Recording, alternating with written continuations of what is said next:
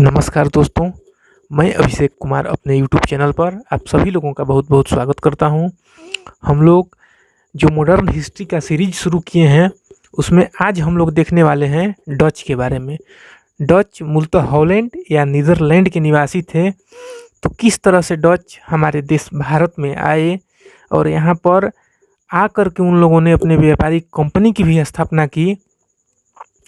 तो इस वीडियो में हम लोग देखेंगे कि मुख्य रूप से कौन कौन से डच आए थे जिन्होंने कंपनी की स्थापना की और वे कहाँ कहाँ आए, कैसे आए, इन सब तमाम बातों पर हम लोग इस वीडियो में चर्चा करेंगे। अगर आप हमारे यूट्यूब चैनल पर नए हैं तो हमारे चैनल को सब्सक्राइब कर दीजिए, साथ ही साथ बेल आइकन ज़रूर प्रेस कर दीजिए जिससे हमारे सभी वीडियो का नोटिफिकेशन आप तक पहुँचे और आप हमारे वीडियो का लाभ ले सकें। तो चलिए वीडियो को हम लोग शुरू करते हैं। देखिए, जो डच थे वो मुख्य रूप से सबसे पहला पॉइंट है कि हॉलैंड या नीदरलैंड के रहने वाले थे, ये आपको याद रखना है। उसके बाद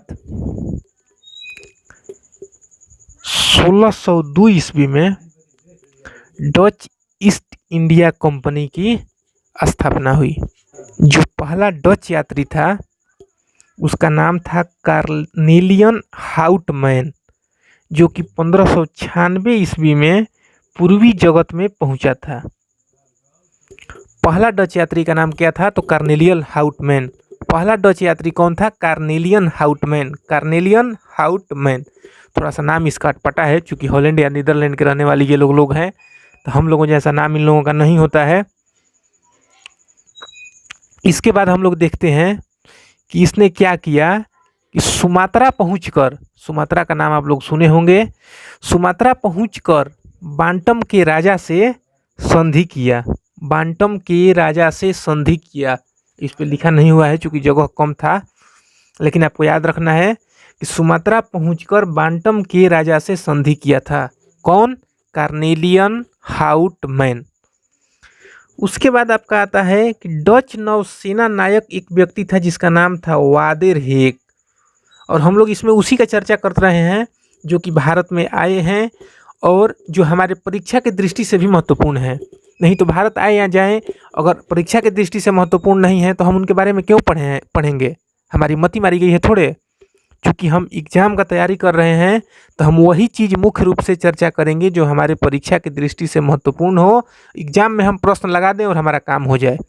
जो डच नौसेना का नायक था वादेर हेग, उसने 1605 में मसूलीपट्टनम में डच कारखाना का स्थापना किया। मसूलीपट्टनम आपका दक्षिण भारत में पड़ता है, तो 1605 में स्थापना किया था सबसे पहले। अगर Dutch east India company Bharat कब आई थी? तो 1602 में। डच ईस्ट इंडिया कंपनी का स्थापना कब हुआ था? तो 1605 में। कहाँ पर हुआ था? तो मसूलीपट्टनम में। किसने किया था? तो वादेर हेग ने। वादेर हेग कौन था? तो डच नौसेना का नायक था, नेता था ये।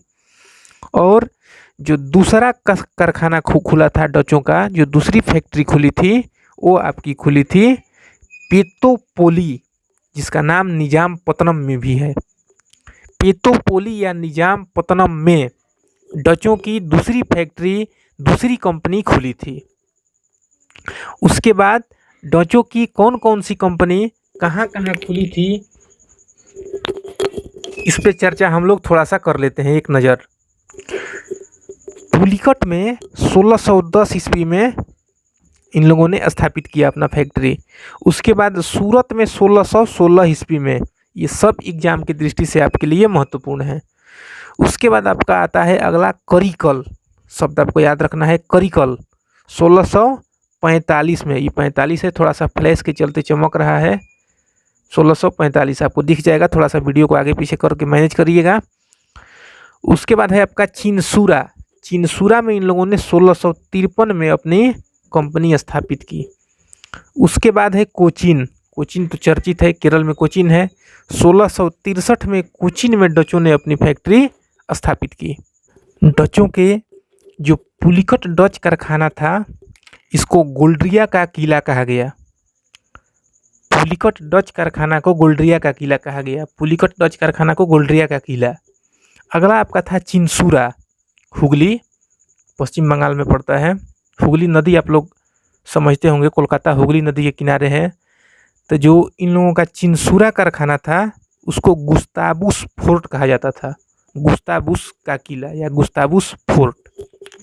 डचों ने पुलिकट को अपना मुख्यालय बनाया था, पुलिकट को अपना मुख्यालय बनाया था और वहाँ पर सोने के सिक्के, पैगोडा उसका नाम दिया गया, उसका प्रचलन ये लोग किए। कहाँ पर? तो पुलिकट में। इतना काम डच यहाँ पर किए और इस तरह की गतिविधि इन लोगों की यहाँ पर थी। अब बारी आती है कि जब अंग्रेज आ गए तो अंग्रेज और डचों के बीच में संघर्ष होने लगा। चूँकि अंग्रेज चाहते थे कि ये अब हटें, तो जो भारी पड़ेगा वो अपना साम्राज्य स्थापित करेगा, जो कमज़ोर पड़ेगा वो बेचारा चला जाएगा, क्योंकि जिसकी लाठी उसकी भैंस।